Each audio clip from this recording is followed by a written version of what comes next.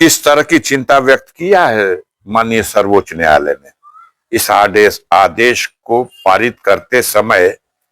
जो उन्होंने अपने व्यू दिए, जो मीडिया के माध्यम से पढ़ा गया, सुना गया, जानकारी की गई, तो कितना शर्मनाक है। और उन्होंने कहा कि अब आप नहीं सुन रहे तो हम यहीं से स्टे दे रहे हैं। और उस बेलगाम तंत्र को, जो समझता था कि हमारी हुकूमत, जहां तक भूमि हड़पने वाले माफिया की बात करते हो, यह जो तंत्र है वर्तमान व्यवस्था में, इससे बड़ा भू माफिया तो कोई है ही नहीं। ये तमाम अवैध ढंग से अपने ताकत का दुरुपयोग, सत्ता की व्यवस्था का दुरुपयोग करके, दूसरों की वैध जमीनों को कब्जा करके और बहुत बड़े दानी बन गए।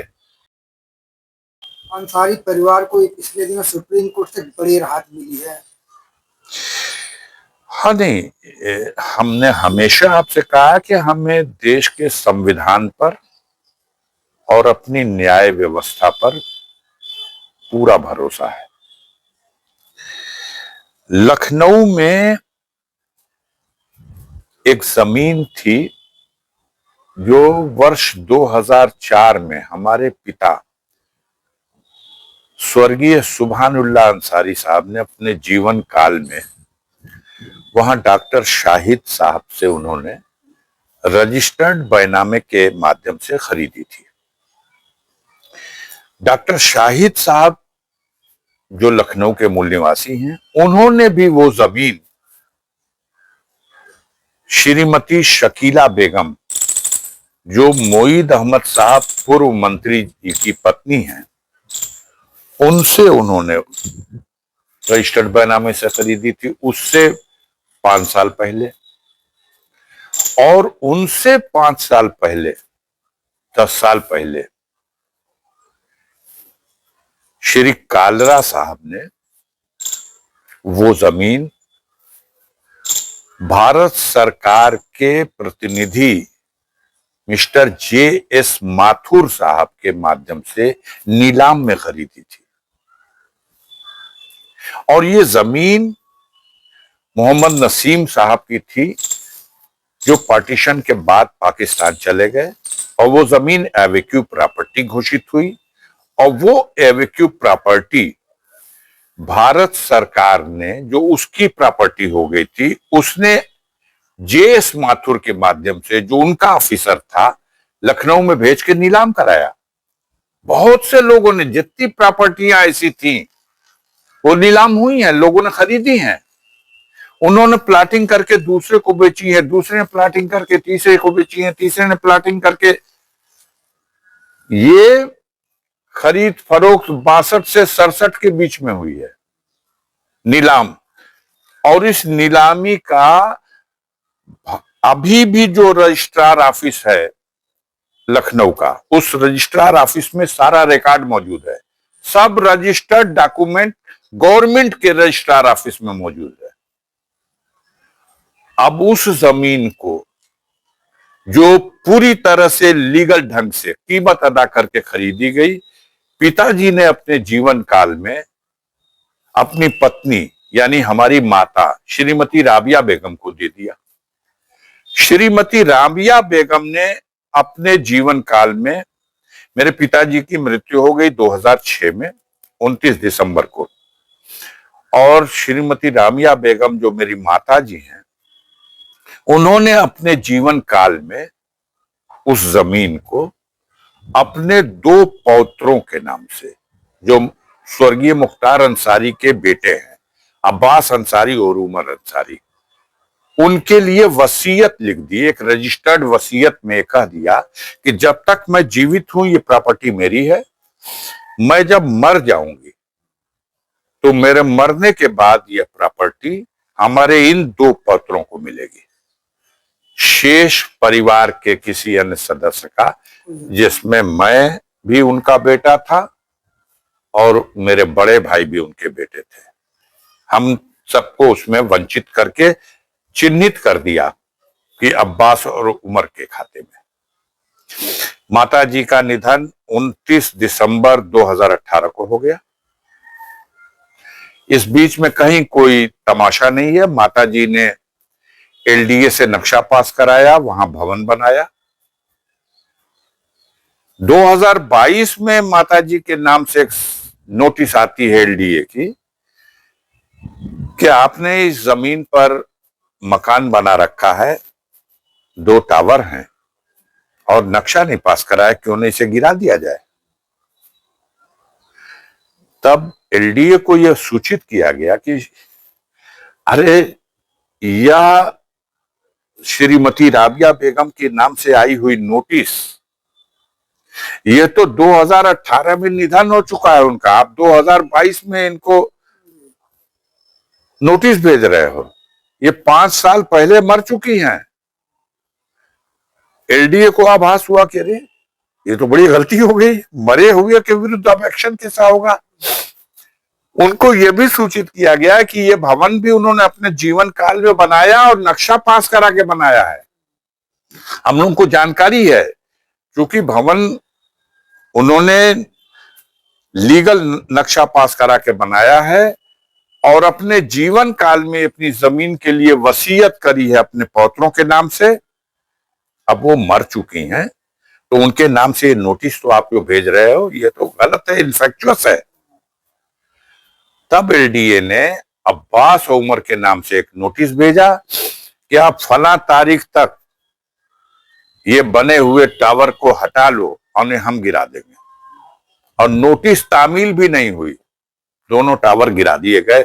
बाबा का बुलडोजर, बाबा का बुलडोजर, जय हो बाबा का बुलडोजर। ये जो भांट हैं, ये भांट बाबा के बुलडोजर की जय बोल करके दोनों गिरा दिए। अब गिर गया तो वो गए, लोग कोर्ट कचहरी गए। अब कोर्ट कचहरी शुरू हुआ तो कुछ ऐसा इंतजाम कर दिया इन लोगों ने कि कोर्ट में सुनवाई नहीं होने देंगे। इलाहाबाद हाई कोर्ट में ये लोग गए। इलाहाबाद हाई कोर्ट ने तारीख पे तारीख लगभग 1 साल तक फ्रेश पिटीशन फाइल है और सुनवाई नहीं हुई। तो ये लोग सुप्रीम कोर्ट चले गए। जब ये लोग सुप्रीम कोर्ट गए तो सुप्रीम कोर्ट ने ये कहा कि ये क्या तमाशा है कि 1 साल पहले रिट फाइल हो और सुनवाई भी नहीं होगी। इसको आप 2 महीने के अंदर सुनिए और निस्तारित कीजिए। आ गया, 2 महीना बीत गया और 2 महीना बीत गया, लिस्ट होता रहा, सुनवाई नहीं होगी। अब चाहे ये बाबा के बुलडोजर का प्रभाव हो, बाबा के भौकाल का प्रभाव हो, या बाबा के व्यवस्था का, जैसे भी इस तरह की चिंता व्यक्त किया है माननीय सर्वोच्च न्यायालय ने। इस आदेश को पारित करते समय जो उन्होंने अपने व्यू दिए, जो मीडिया के माध्यम से पढ़ा गया, सुना गया, जानकारी की गई, तो कितना शर्मनाक है। और उन्होंने कहा कि अब आप नहीं सुन रहे तो हम यहीं से स्टे दे रहे हैं। और उस बेलगाम तंत्र को, जो समझता था कि हमारी हुकूमत जहां तक है,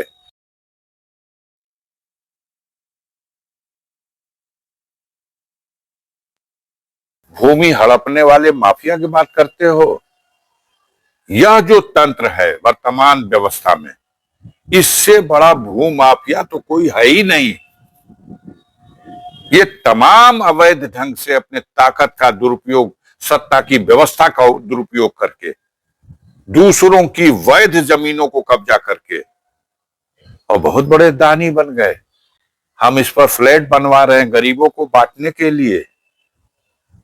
अपने बाप दादा की संपत्ति से या अपने सरकार की संपत्ति का कोई हिस्सा, वो भी सरकार आपकी नहीं है और सरकार की संपत्ति भी आपकी नहीं है, ये प्रदेश की जनता है और जनता की संपत्ति है।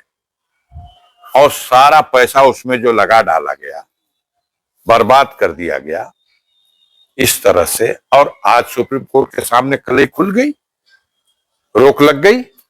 एक दिन बाद तक तो पता चला अभी चुनाकली हो रही है, लेकिन कर तो लुक गया। अहंकार कहां गया आपका? आप तो कहते थे कि हम किसी का आदेश ही नहीं मानेंगे। अब कितनी शर्मिंदगी हो रही है। अब अधिकारी गर्दन झुका करके इधर उधर, हम क्या करें, हम क्या करें।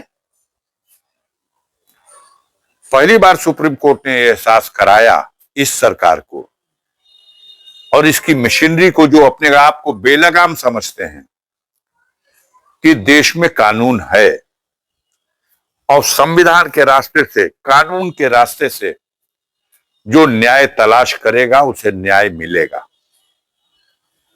कई लोग ट्विस्ट कर करके ले गए, सुप्रीम कोर्ट ने जल्दी सुनवाई के सवाल पर टिप्पणी की। नहीं, सुप्रीम कोर्ट में सब कुछ पता चल गया है कि सारे मामलों की सुनवाई हो रही है। एक मामला है, एक व्यक्ति के से जुड़ा हुआ जो मामला है, उस परिवार से जुड़ा हुआ जो मामला है, उस मामले की सुनवाई नहीं हो रही। लगातार इसलिए नहीं हो रही है कि कब्जा करने वाले, बेईमानी करने वाले, उस संपत्ति को लूटने वाले, लूटने की नीयत रखने वाले उसको किसी तरह लूट ले, वाहवाही भी ले ले, और हमने बांट दिया, हम बहुत बड़े धर्मावतार हैं, बहुत बड़े दानी हैं। अरे भाई, सरकार बांटे ना, बनाए, बांटे, अपनी संपत्ति पर बनाए और बांटे। सरकार के खजाने को तो लुटा रहे हो। जहां जो बन रहा है वो गिर रहा है। अभी कन्नौज में क्या हो गया? कन्नौज में निर्माणाधीन पूरा टावर ध्वस्त, न जाने कितने लोग उसमें दबे हुए हैं। कल दो दो घटनाएं इस तरह से हो गई हैं। तो सरकार के धन दौलत का जिस तरह से दुरुपयोग हो रहा है और सरकार की मशीनरी का जितना दुरुपयोग हो रहा है, उसके ऊपर एक करारा तमाचा दिया है सुप्रीम कोर्ट ने। माननीय सर्वोच्च न्यायालय ने ऐसा आदेश पारित करके यह एहसास कराया है कि भाई, कानून अगर सरकार भी अपने हाथ में लेकर के मनमानी करेगी, तो जब तक उस पीठ पर ईमानदार अधिकारी है, जिस पीठ से यह आदेश हुआ, तो यह मनमानी नहीं हो पाएगी, नहीं चलने पाएगी। सांसद जी, जैसे अभी आपने कहा कि भू माफिया वो लोग हैं, सरकार पर अपने तरफ निशाना साधा है, लेकिन सरकार के जो मुखिया है योगी आदित्यनाथ, उन्होंने वो ये कह रहे हैं कि वक्फ बोर्ड नहीं, ये भू माफियाओं का बोर्ड है। हाँ, कह रहे, लेकिन उनके बारे में देश की और प्रदेश की जनता ये जान चुकी है।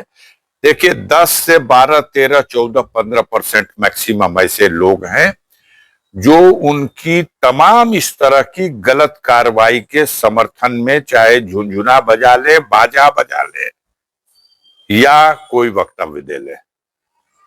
आम आदमी, 85% आदमी उनके इस सारे करतूतों के उसका समर्थन नहीं करता है, उसको गलत काम मानता है। लेकिन मीडिया और मीडिया के अलावा जो तंत्र है सरकार का, उस तंत्र का, जो तंत्र गुलामी की मानसिकता उसकी हो चुकी है, वो स्वीकार कर चुका है गुलामी, कि जो सरकार बैठी हुई है उसका आदेश हमें मानना है। देश में रूल ऑफ लॉ है, कानून का राज्य है, जो कानून में है उससे कार्रवाई होनी चाहिए। नहीं, जो सरकार में है वो नाजायज भी कहेगा तो हम करेंगे, यह हमारे कानून का अपमान है, यह हमारे संविधान का अपमान है, और ऐसा करने वालों को देश की जनता माफ नहीं करेगी। जय दिन पावर में है, तय दिन जितनी मनमानी कर लें, आम जनता मुंह से तो नहीं बोल रही है, लेकिन सजा देगी, समय आने वाला है। अगर बात की है सर